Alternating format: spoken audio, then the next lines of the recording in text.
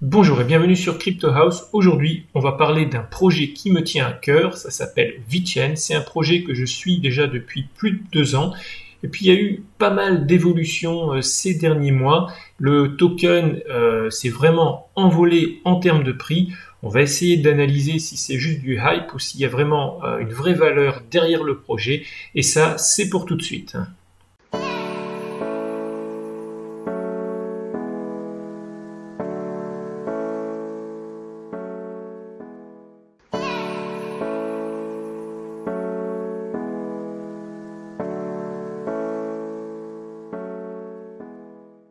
Alors souvent, les projets que je présente sur la chaîne, ce sont des plateformes smart contracts comme Ethereum ou des solutions proches du monde de la finance, proches du DeFi.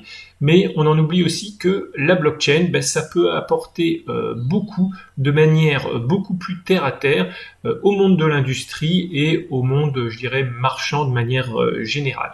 Et c'est exactement ce que fait VeChain avec sa blockchain publique qui s'appelle VeChain Tor. Donc VeChain, c'est la société, VeChain Tor, c'est le nom de la blockchain. Alors, avant de commencer, un disclaimer, bien que ça puisse paraître surprenant à certains, je ne suis pas un conseiller financier, donc cette vidéo est purement informative et elle peut nullement être interprétée comme un conseil financier. Alors, on va regarder d'abord un petit rappel. J'avais fait une présentation de VeChain en janvier 2018. C'était vraiment au cœur du bull run. Le bull run, pour rappel, le dernier bull run, c'était fin 2017, janvier 2018. Là, 5 janvier, on était en plein dedans. Et à l'époque, VeChain se négociait à 3,85 $, alors qu'en décembre, un mois avant, il était à peine à 20 cents. Donc de 20 cents à 3,85, c'est comme ça que ça se passe quand il y a un bull run. Alors ce qui est important de noter, c'est que à l'époque, en 2018, il y avait 867 millions de tokens et qu'aujourd'hui, après la migration, donc au début ça a été monté VeChain sur Ethereum, ensuite ils sont passés sur leur propre blockchain, donc VeChain Tor, il y a eu un token swap, donc un changement de token, et à l'occasion, le nombre de tokens a été multiplié par 100, donc on voit ça ici sur le blog de VeChain, et on voit que donc il y a eu un coefficient x100 à ce moment-là. Donc maintenant, on le voit sur le market cap, il y a 86,7 milliards de tokens. Donc pour pouvoir comparer les 3,85 $ de janvier 2018, il faut multiplier le cours actuel par 100. Donc les 1,8 cents représente en fin de compte 1,82 $. On est encore quand même loin du prix de janvier, mais janvier c'était pas début janvier c'était pas le plus haut du prix. Il faut savoir que au plus haut du bull run, donc vers fin janvier, un token VET se négociait à 9,40 $. Donc on va dire qu'il y a encore de la marge. Alors à l'époque, en janvier 2018, VeChain était en 30e position. Aujourd'hui, il a bien monté parce que VeChain est maintenant en 19e position au market cap. Et on va voir, il est entouré de Monero, Tron Monero, il est juste derrière. Et là, on a Huobi Token, il est devant Neo, Ethereum Classic ou IOTA. Donc ce qui est quand même pas mal du tout. Alors, je vais partager la vidéo en deux. On va maintenant parler de VeChain Tor. Donc, j'ai fait une petite introduction sur la blockchain. Puis ensuite, on va regarder l'actualité qu'il y a eu depuis le début de l'année. Alors, VeChain, je vais y arriver. VeChain Tor, c'est une blockchain publique qui veut résoudre des problèmes que l'économie marchande rencontre actuellement.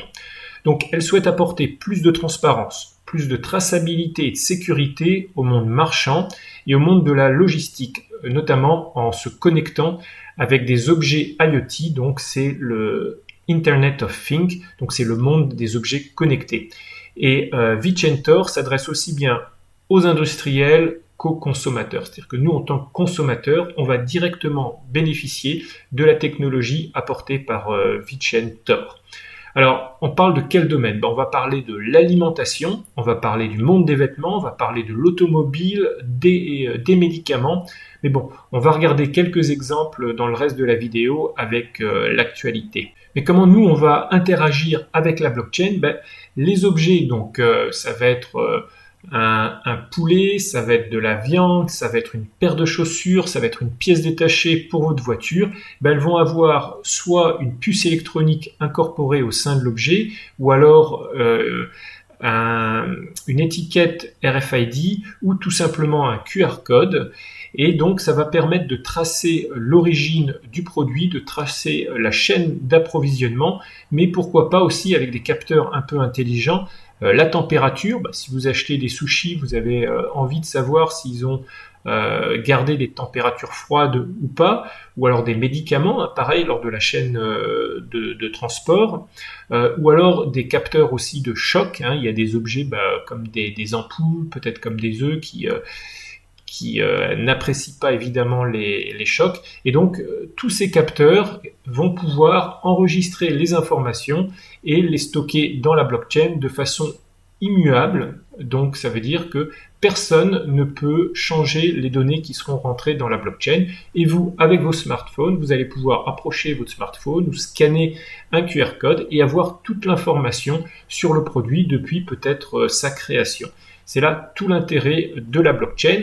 Alors, il y a deux types de tokens. Il y a le token VET et il y a le Vitor Power. Donc le VTHO ou le VET. Alors, le VET, c'est le token principal qui permet de transférer la valeur et aussi qui permet de gérer les nœuds. Et le Vitor Power, lui, permet de payer pour les transactions et d'exécuter les smart contracts. C'est un petit peu comme le NeoGas pour les Neo. D'ailleurs, on peut le stacker sur un wallet ou alors sur un exchange et vous recevez gratuitement donc des VeChain, des Vitor Power si vous avez les tokens VET. Une des grosses évolutions de VeChain, c'est le projet Toolchain. Alors, c'est un projet qui s'adresse aux entreprises et c'est une blockchain as a service. Donc, en gros, c'est une blockchain dans le cloud que les entreprises peuvent consommer. Donc, elles n'ont pas besoin d'installer quoi que ce soit dans leur infrastructure. Elles ont juste à s'abonner au service Toolchain et puis à customiser la blockchain par rapport à leurs produits. Maintenant, on va regarder pourquoi VeChain est un projet qui est essentiel dans l'économie actuelle et qu'est-ce que ça résout comme problème. On sait de toute façon que le monde d'aujourd'hui, on est dans une économie mondiale et que tous les jours, il y a des millions de produits qui sont en transit à travers le monde et des milliards de produits sont vendus quotidiennement dans les magasins. Malheureusement, il y a tous les jours des millions, en tout cas des centaines de milliers de contrefaçons qui sont aussi vendus dans tous les domaines. On a vu, ça peut être de l'alimentation, ça peut être des chaussures, ça peut être des vêtements, ça peut être des pièces pour l'automobile, ça peut être des médicaments, des objets de luxe. Bref, à chaque fois qu'il y a un produit qui a une certaine valeur, qui peut être copiable, il va être copié. Vous connaissez tous les fausses Rolex, les fausses Louis Vuitton. L'original vaut 10 000 euros, la copie vaut 200 euros. Évidemment qu'il y a des faussaires qui vont faire des copies et essayer de vous le vendre soit pour des copies, soit parfois pour des originaux, parce que c'est très difficile parfois de faire la différence entre l'original et la copie. Par exemple, des paires de chaussures de tennis. Qui sait dire la différence entre une vraie paire d'Adidas et une fausse paire d'Adidas? Parfois, c'est très difficile. Mais le problème, c'est que parfois, les copies peuvent toucher à la santé ou à la sécurité des gens. Si c'est des médicaments ou si c'est par exemple des pièces pour automobile, il faut savoir, des fausses plaquettes de frein qui sont faites dans des matériaux qui résistent pas au freinage. Et après 4, 5, 10 freinages, les plaquettes se volatilent en poussière et ça peut directement mettre votre sécurité en danger. Et donc, grâce à la technologie dont j'ai parlé tout à l'heure, donc c'est tag RFID, c'est puce électronique, avec votre smartphone, maintenant, il va vous être possible de détecter que c'est un original ou que c'est une copie. Bon, quand on est en Europe, quand on achète dans des magasins traditionnels, en général, on n'a pas beaucoup de problèmes, on est sûr, quasiment sûr que ce sont des originaux, à moins que le fournisseur, lui, se soit tout simplement fait tromper, ça peut arriver aussi, que le fournisseur ou le magasin se fasse avoir. Mais quand vous êtes à l'étranger, quand vous êtes en Asie, quand vous êtes dans des pays en voie de développement, c'est monnaie courante. Il y a énormément de contrefaçons. Donc dans ces pays, le marché pour VeChain Tor est tout simplement énorme. Si vous voulez un peu plus d'informations sur VeChain Tor et le marché qu'il adresse, notamment dans tout ce qui est la sécurité au niveau alimentaire, il y a une étude ici de Cointelegraph, je vais laisser le lien dans la description, donc il y a un rapport qu'on peut télécharger et il y a énormément de statistiques et ça montre l'étendue du besoin pour une technologie comme VeChain. Alors maintenant, on va passer dans la deuxième partie de la vidéo, celle qui va traiter de tout ce qui est les news. Alors, je ne vais pas parler des anciens partenariats qu'on connaît. Je vais afficher ici un des anciens partenariats. Vous avez peut-être entendu parler dans les vidéos que j'avais fait l'année dernière de l'accord avec PwC, de l'accord avec Louis Vuitton Moët Hennessy, l'accord avec DB Schenker, avec Walmart en Chine. Aussi là à l'écran, c'était lors d'un event en Chine. Il y avait le président Macron avec le président Xi Jinping qui était en train de manger du bœuf limousin qui avait été importé et qui avait été tracé grâce à la blockchain VeChain. Alors, on va passer sur les actualités de cette année. Alors, on va démarrer ici avec une actualité en janvier. Alors, il ne faut pas oublier que le VET, c'est aussi une crypto-monnaie. Et ça peut être donc utilisé comme du Bitcoin ou comme du Litecoin par exemple. Et ici, il y a un partenariat avec un développeur chypriote qui ont choisi d'utiliser le token VET pour simplifier le paiement. Ils disent aussi dans l'article que c'est un moyen qui est beaucoup plus sécurisé et que ça leur permet de se conforter plus facilement à la régulation. Donc ici, ce qu'ils vendent, c'est des appartements dans une tour ici luxueuse sur la mer. Et ceux qui vont payer en VET, ils reçoivent 5% de discount. Alors sur un appartement qui fait 700 000 euros, ça fait quand même 35 000 euros de remise. En mars, il y a encore eu un partenariat assez inattendu dans le domaine. Ici, ils se sont associés à la société chinoise Shanghai Gas et ils utilisent donc la blockchain VeChain pour une plateforme d'énergie as a service. Donc l'utilisation de la blockchain leur a permis d'obtenir une réduction en complexité et en coûts dans l'optimisation des business process et des coûts de fonctionnement. Et c'est juste une des premières phases du projet. Ils disent que ensuite la blockchain sera utilisée dans d'autres process auprès de Shanghai Gas. Toujours en marche, mais cette fois-ci aux États-Unis, VeChain a permis de sécuriser l'information concernant le Covid-19.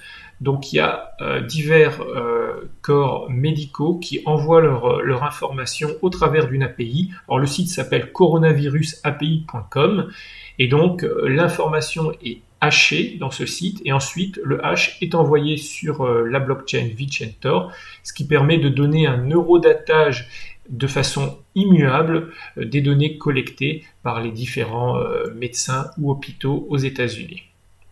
Ensuite, on a l'organisation APAC Provenance Council. Donc APAC, ça désigne la région Asie-Pacifique. Et là, c'est une association qui a pour but de promouvoir la blockchain dans l'industrie alimentaire, surtout entre l'Australie et la Chine. Et donc là, c'est VeChain qui a été choisi avec d'autres partenaires dans d'autres domaines. Donc il y a des coopératives, il y a des assurances et une société de lutte contre la contrefaçon.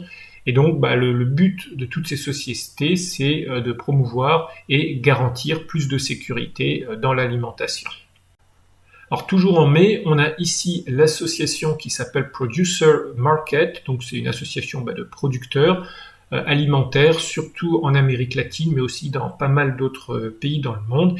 Et ils ont choisi pour garantir la qualité et la traçabilité de leurs produits, VeChain Tor avec la solution donc Toolchain, donc la solution as a service, la blockchain as a service. Et si vous allez sur le site, vous allez pouvoir voir un peu les différents exemples. Il y a plusieurs exemples qui montrent pour l'utilisation donc de la blockchain.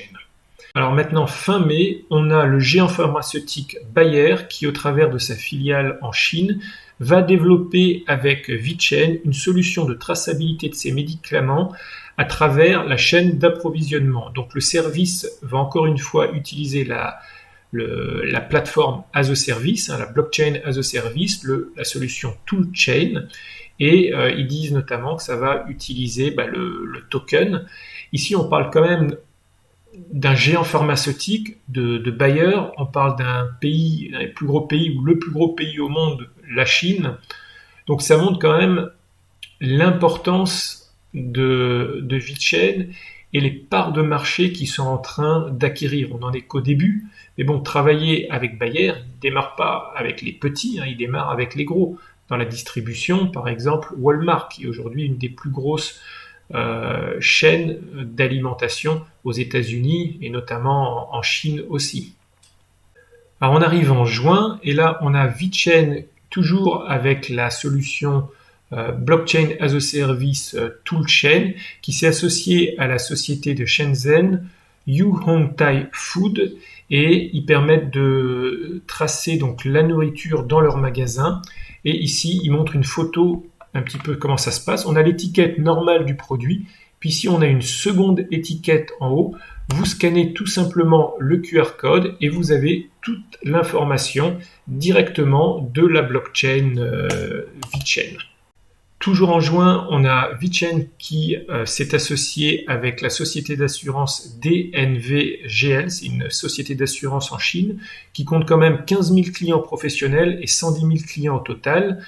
Et ils ont publié une solution de gestion des risques d'infection avec la blockchain, avec toujours Toolchain, la partie blockchain as a service, et c'est un produit qui s'appelle MyCare, et ça vise à évaluer, à gérer et atténuer les risques d'infection dans le processus de gestion, les transactions commerciales et opérations pour les utilisateurs d'entreprises.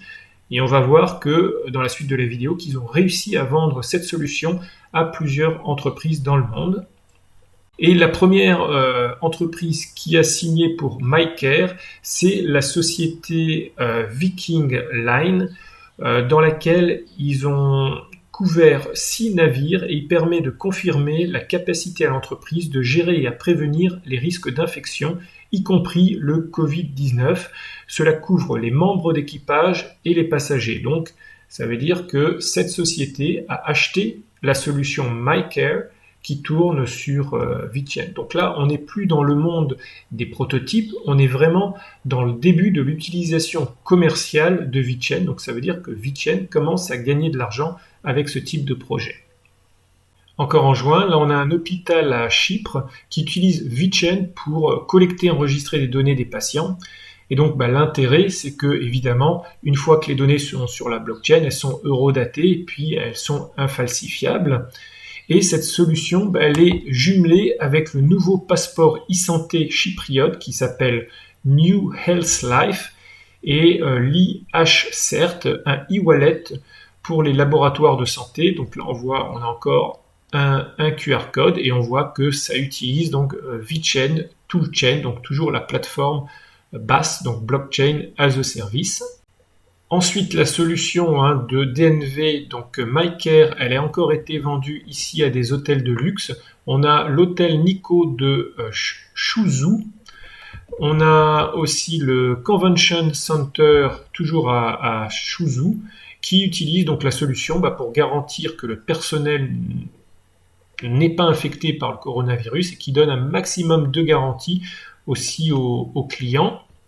Ensuite, en juillet, on a ici ArcelorMittal. Donc ArcelorMittal c'est le leader mondial de l'acier, donc une société qui est vraiment très très grosse. Et ici, c'est leur bureau de Londres qui ont aussi acheté la solution MyCare de DNV-GL.